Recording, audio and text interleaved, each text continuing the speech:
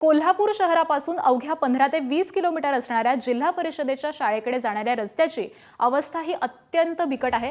एकीकडे जिल्हा परिषदेच्या शाळेतील पटसंख्या वाढावी यासाठी प्रयत्न केला जात आहेत, मात्र त्याच वेळी कोल्हापुरातील नंदगावपैकी हंचननाळवाडी इथे जिल्हा परिषदेच्या शाळेमध्ये शिक्षण घेणाऱ्या लहान विद्यार्थ्यांना सध्या चिखलातून वाट काढत शाळेमध्ये जावं लागतंय। पावसामुळे शाळेकडे जाणारा रस्ता हा चिखलमय झाल्यामुळे विद्यार्थ्यांना मोठ्या अडचणींचा सामना करावा लागतोय आणि याबाबत पालकांमध्ये देखील नाराजी व्यक्त होतीये। चिखलामुळे विद्यार्थी घसरून पडण्याची शक्यता असते, त्याबरोबरच सरपटणाऱ्या प्राण्यांमुळे विद्यार्थ्यांच्या जीवाला देखील धोका आहे। ग्रामीण भागातील विद्यार्थ्यांना शिक्षणासाठी स्वच्छ आणि सुरक्षित रस्ता मिळणं आवश्यक असताना हंचननाळवाडीतील विद्यार्थ्यांना अशा परिस्थितीमुळे शाळेत जावं लागतंय। संबंधित प्रशासनानं या समस्येकडे तातडीनं लक्ष देऊन रस्त्याची दुरुस्त करावी आणि विद्यार्थ्यांना सुरक्षित मार्ग उपलब्ध करून द्यावा, अशी मागणी पालक आणि ग्रामस्थांमधून होतीये। कोल्हापूरपासून अवघ्या 15 ते 20 किलोमीटर अंतरावर असणाऱ्या नंदगावपैकी हंचनाळवाडी इथल्या शाळेमध्ये जाताना विद्यार्थ्यांची जी अवस्था होते ती शब्दात सांगणं खरं तर कठीण आहे।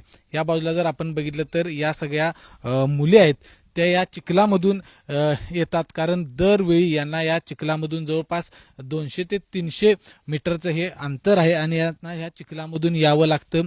एकामेकाच्या हाताला हात धरून हे सगळे मुलं आहेत ती शाळेमध्ये येतात, कारण यांना हा रस्ताच आहे तो या ठिकाणी बनलेला नाही।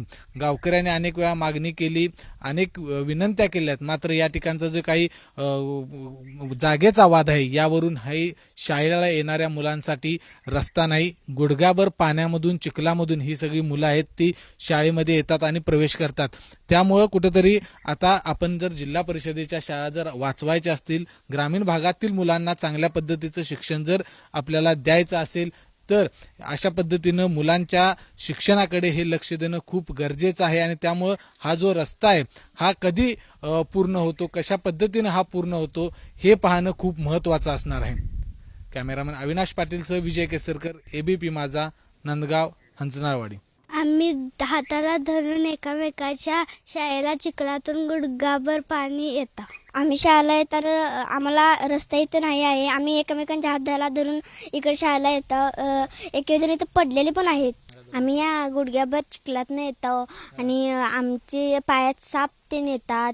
एक जण दप्तर तेन हे घाण तेन होतात, शर्ट तेन घाण होतात। शाळेमध्ये विद्यार्थी संख्या सध्या 11 आहे, शिक्षक 2 आहेत। पावसाळ्याच्या दिवसामध्ये रस्त्याची अवस्था फार बिकट असते, मुलांना येण्या जाण्याचा त्रास होतो। शाळेच्या दृष्टीनं, मुलांच्या दृष्टीनं रस्ता होणे गरजेचं आहे।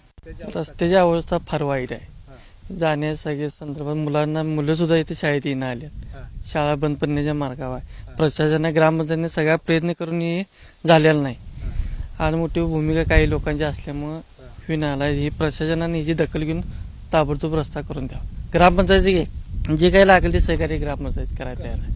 पोरांची परिस्थिती पूर्णपणे नाजूक आहे, म्हणजे जाण्याच्या इथंच नाही, साप वगैरे त्यात आता परवा साप होता त्यात एक जाताना खड्ड्यातनं पोरं, त्यामुळे कोण वडील वगैरे त्यांचं लावून देऊन झालं। शाळा बंद पडणे पूर्णपणे परिस्थिती आहे आता।